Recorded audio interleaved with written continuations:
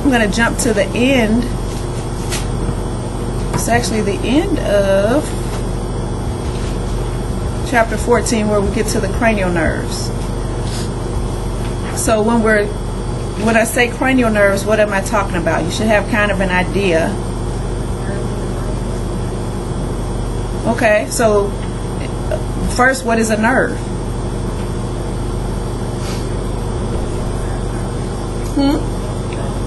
So it's a bundle of axons, and those axons or neurons are doing what inside the nerve?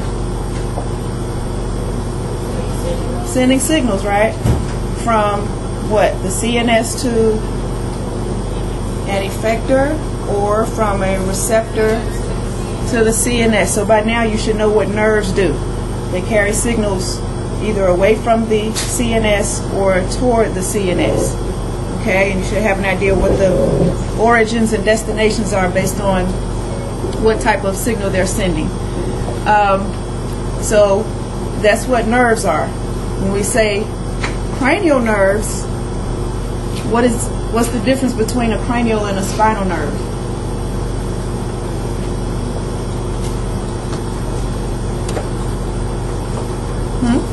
They're both nerves, right? Cranial nerves and spinal nerves are nerves. So that means they're part of what? CNS or PNS? So cranial nerves are part of the CNS or PNS? PNS? PNS. Why PNS?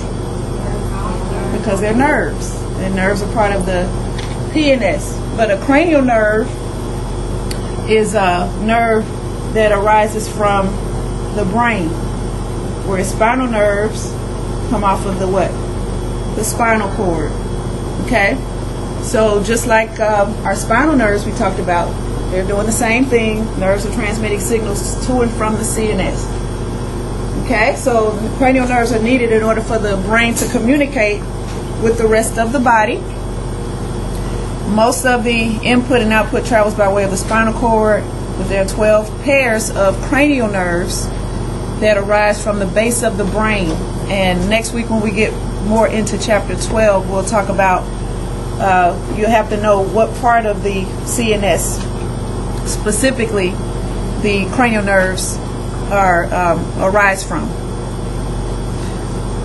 All right. Okay. So the cranial nerves are classified based on what type of information they transmit, whether it's sensory or motor. Okay, so some cranial nerves have sensory function, some have motor function, and by the time we take the test in 2 weeks, you should know which cranial nerves are sensory in function, which ones are motor in function, and you'll be able to do that once you learn the function of each cranial nerve. Okay, so once you know the function of each cranial nerve, or the type of information it transmits, then you will be able to figure out by common sense whether it's a sensory or motor or mixed cranial nerve. And up here it tells you which ones are sensory, which are motor. I don't know if I would memorize this. It makes more sense to just memorize the function, and you know if the function of a cranial nerve is vision. Is vision a sense or is it a movement? It's a sense, right? What are the senses?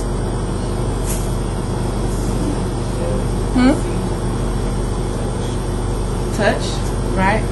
Pain, taste, hearing. So you know the sensations. So any of those cranial nerves related to transmitting those that information will be sensory. And we know motor involves what? Movement. Okay? Either movement, voluntary movement involving what? Skeletal muscles, or like the heart, which has cardiac muscle, digestive tract, which has the smooth muscles and glands. So those would be motor. All right. So let's get to the cranial nerves. And I'm going to go through each of them and go ahead and discuss the functions of them, so you can start getting that now. You won't need the functions for Tuesday. On Tuesday, all I'm going to do is give you a sheet with 12 blanks on it. In fact, by now you all should know Roman numerals, right?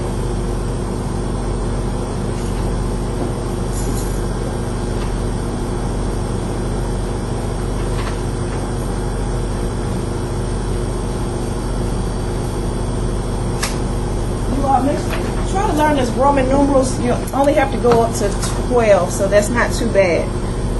On the theory exam, I might say which cranial nerves are involved in eye movement, and I'll have Roman numerals like cranial nerve. I'll just have 9 and 11, so you have to know what those are. Okay, but on Tuesday, I'm just going to give you this sheet which has the numbers in order, so you don't have to really figure them out because they're in order from 1 to 10, 1 to 12. But for the test, you need to know what those Roman numerals are. Okay, so those are the cranial nerves. Can you all see this okay? It doesn't seem clear to me. Okay.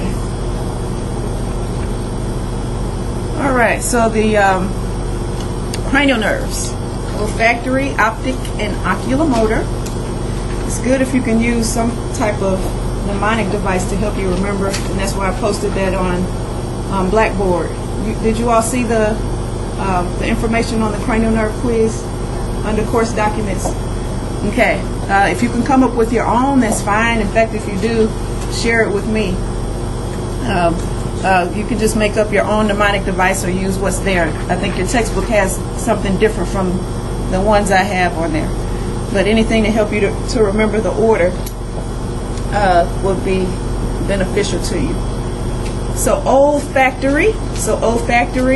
The olfactory nerve is the first cranial nerve, and it provides us with our sense of smell. Okay? So sense of smell. So would this be a sensory or motor in function or mixed? That would be sensory. Okay? Another point I want to make right now, and you'll probably hear me mention this a few times. All sensations, so any type of sensation, is going to require the activation of a receptor. Okay? Any type of sensation requires the activation of a receptor.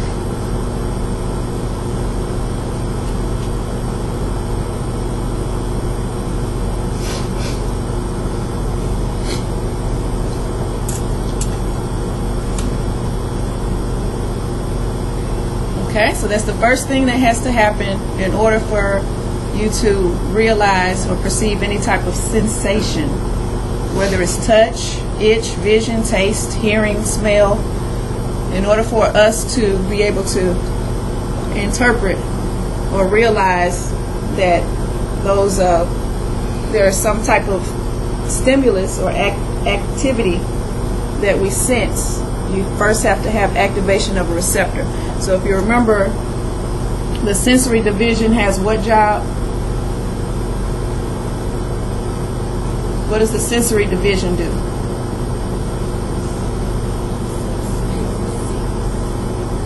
Send signals from the receptor to the CNS. Okay, so when we're talking about smell and vision, we're talking about the same thing. So the optic nerve is the nerve that provides vision. So what I want you all to start thinking about with that is, well, where does the signal begin? So for olfactory, the olfactory nerve provides our sense of smell. So where do you think the receptors for smell are located? In your nose. And what has to happen before you actually smell something? That signal has to make it from those receptors in your nose to what? To some part of the brain. Okay, I think you all get that. So the olfactory nerve is what carries the signal from the receptor to the brain. Okay, y'all get that? What about the optic nerve? So the optic nerve provides vision.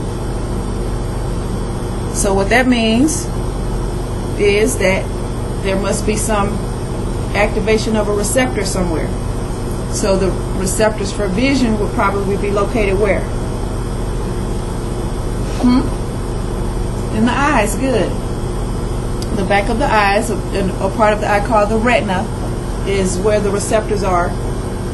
And those receptors, once activated, you still don't see anything until what? Until the signal makes it from the eye to the brain. And that's what we're going to get into in the chapter, what part of the brain these signals end up going to. So if the signal doesn't make it actually to the occipital lobe, you don't see. Also, if there's damage to the optic nerve, that would affect what? Vision. So when you all start learning the cranial nerves, first learn them by name. Let the names kind of help you to remember the function. But also start thinking of test questions. And a lot of test questions may ask you what happens if there's a lesion or damage to one of the nerves. If you know the function that nerve provides, then you should have an idea what would happen if that nerve was not working properly. Okay? Oculomotor. Oculomotor. Now here's one that can help you remember the function of it. Right? That's one of, whenever you can, try to make sense of the word to help you remember the function. Oculo refers to what? Right, ocular degeneration. So ocul has to do with the eye.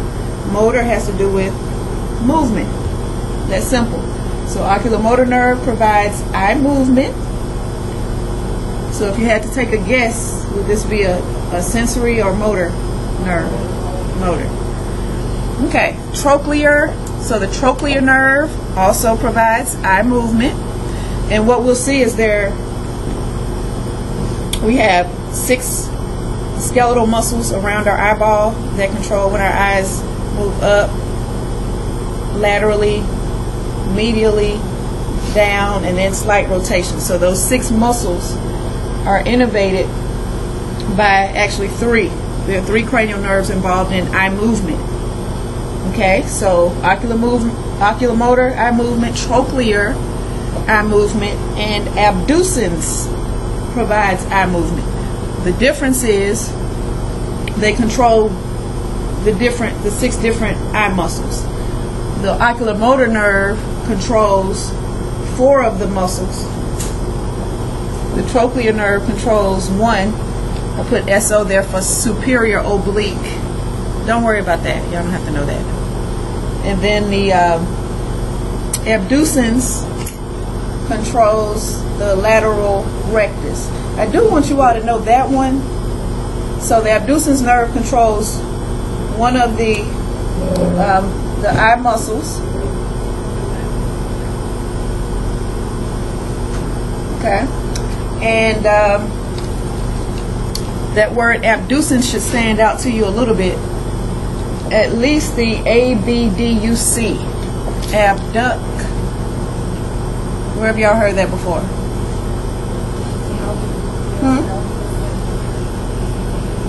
Good. Synovial joint movements, right? So that's one of the movements. Show me abduction.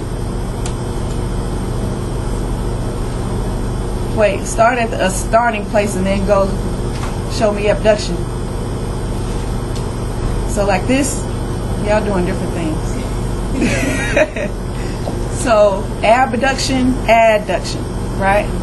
So abduction, what does that even mean?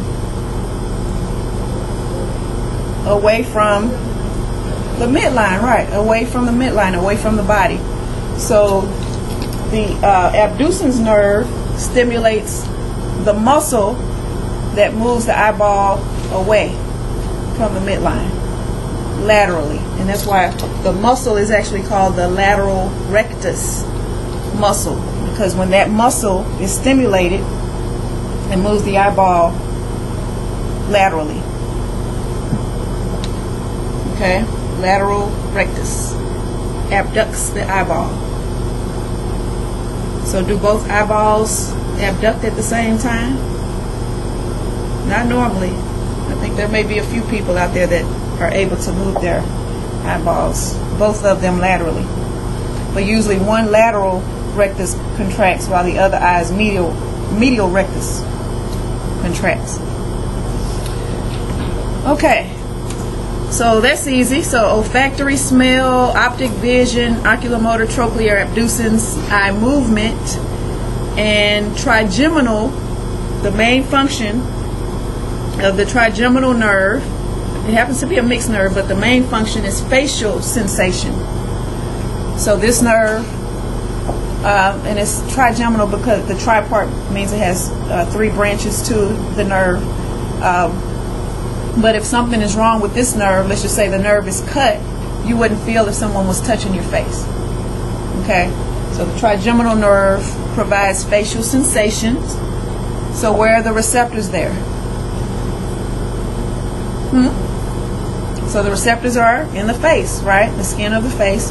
And once those are activated, a signal is sent to a specific part of the brain, and then we recognize that sensation.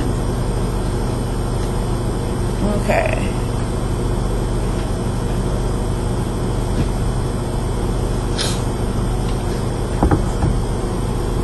Now the facial nerve, and a lot of times I kind of play on the differences between the trigeminal and facial nerve because they both involve the face.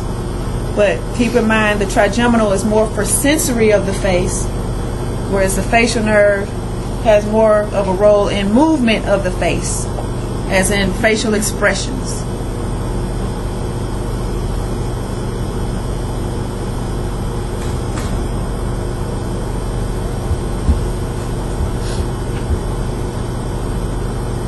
They are both, however, mixed because neither is completely sensory or motor.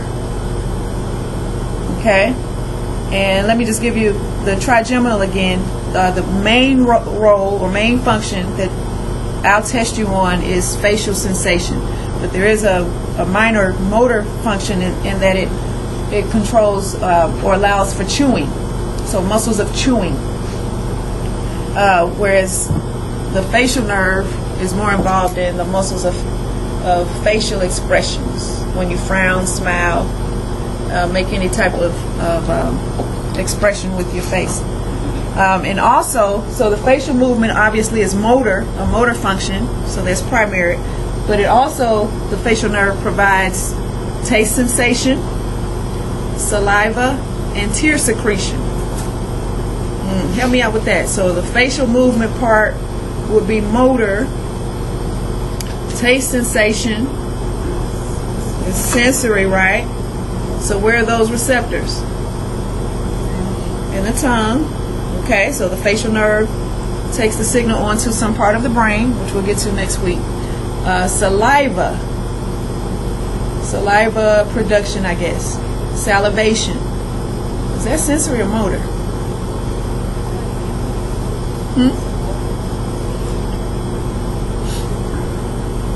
How many? Right, it stimulates salivation.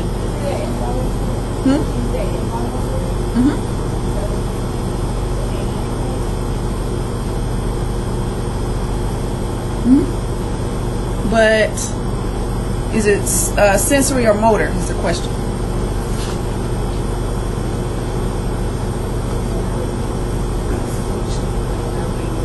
Is salivation a sense? It's motor. So think of the motor division again. Help me out there. So if it's a motor division, usually motor involves what? Movement. Or, so we said activation of effectors, which are what? Muscles and glands. So here's an example of a gland. Okay? So the salivation is a motor function because the signal starts in the brain, but it has to go to the salivary gland in order for the secretion to occur. Okay, what about tear secretion? Is that sensory or motor? So that's also motor because it involves what? glands. Production of tears means glands have to secrete the tears. Okay, so the facial nerve is primarily motor, has primarily motor function, but it is one of the mixed function nerves because it has both sensory and motor. Okay, now here's this big word that throws everybody off. The V word, vestibulo. Just pronounce each syllable. Vestibulocochlear. It's actually a compound word. You have two words put together. There's in chapter 16, you'll learn about the parts of the inner ear, and the inner ear has an organ called the cochlea. That's actually where the receptors for hearing are, in the cochlea, and the vestibular apparatus, which is the part that controls balance, equilibrium. Okay, so there's a vestibular nerve and there's a cochlear nerve, and they merge to form one vestibulocochlear nerve. Okay, so everybody say that for me. Vestibulocochlear. Yes. All right, and then or vestibulocochlear, I've heard it both ways. Then you have glossopharyngeal. Glossus has to do with the tongue. Okay, glossus is the tongue. Pharyngeal is referring to the pharynx, which is the throat. Good. So the glossopharyngeal nerve provides tongue and throat movements and also salivary secretion. Okay, and the vagus nerve regulates the viscera. What are viscera?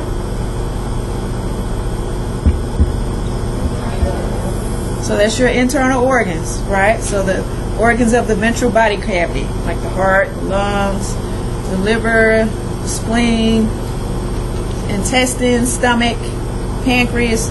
So those are viscera. So the vagus nerve has a very important role, and we cannot survive if both of our vagus nerves are damaged. So the vagus nerve, and keep in mind we have 12 pairs of cranial nerves. Okay, so we have 2 of each. All right, so the vagus nerve also controls the muscles of the larynx and pharynx. So the vagus nerve. Accessory, also called spinal accessory, is going to control swallowing as well, head, neck, and shoulder movements. So spinal accessory, swallowing, head, neck, and shoulder movements. And then the hypoglossal, which is going to control tongue movement.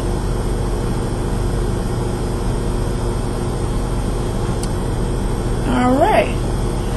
So hypoglossal, did y'all get that? Hypo means what? Below. Below what? The tongue. So that word literally means below the tongue. Okay. And so that's going to move the tongue. So notice again, you have more than one cranial nerve controlling some function. So you have tongue movement there, and so really you just have different nerves that will move the tongue a certain way. So if one of the nerves is damaged, the tongue may deviate to one direction versus the other. Okay. Alright. And a couple of disorders of the cranial nerves. I'll go ahead and mention those too. And you all may have a lab assignment on these next week. So the trigeminal nerve, remember what that does? Trigeminal facial sensation. Good memory, good short-term memory. The trigeminal nerve controls facial movements. There's a disorder called trigeminal neuralgia, also tic douloureux, and I prefer to use tic douloureux on the test, because if I ask you which cranial nerve is affected in trigeminal neuralgia, you'd automatically know the trigeminal nerve. So I use tic de la Rue. And in this condition, there's episodes of recurring intense stabbing pain in the trigeminal nerve area near the mouth or nose, or really anywhere on the face. Pain can be triggered by touch, drinking, or washing the face.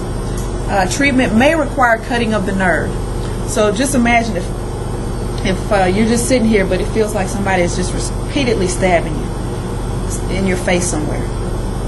That's what's going on here.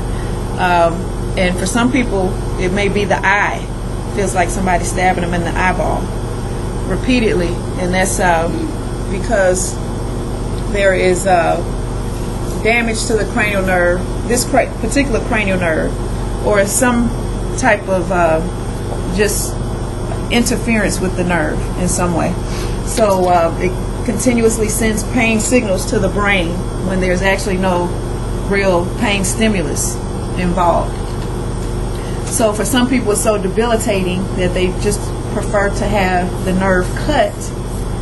And so cutting the trigeminal nerve, how would that affect someone? Right, so they would be completely numb on that half of their face.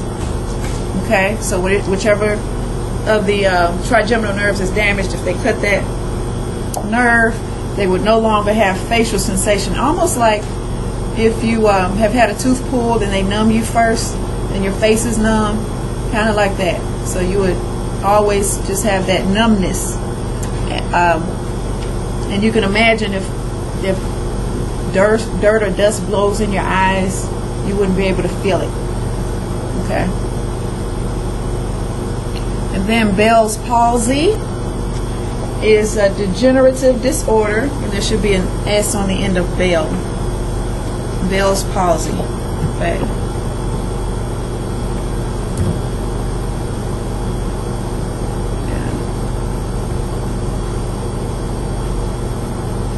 So with Bell's palsy, the cranial nerve affected there is going to be the facial nerve. So you have the two nerves involving the face, one sensation, the other movement. And with Bell's palsy, the degeneration of the facial nerve causes paralysis of the face. And it's going to be on one side, whichever side the nerve is damaged on. And Bell's palsy appears abruptly with full recovery in 3 to 5 weeks. So just imagine you wake up and one half of your face is not moving. Or a family member wakes up and comes in your room and they're talking and you can see that one side of their face is just sagging. What are you thinking there? I have a friend. She has Bell's palsy. Her husband has it for years. She has not recovered from it. Really? My older sister had it, but she only had it once. Usually it comes and goes. But I would be concerned that it could be something else more severe, right? Like a stroke. So that could happen with a stroke as well. Okay. So Bell's palsy normally recovers within 3 to 5 weeks. All right. So that's all I had on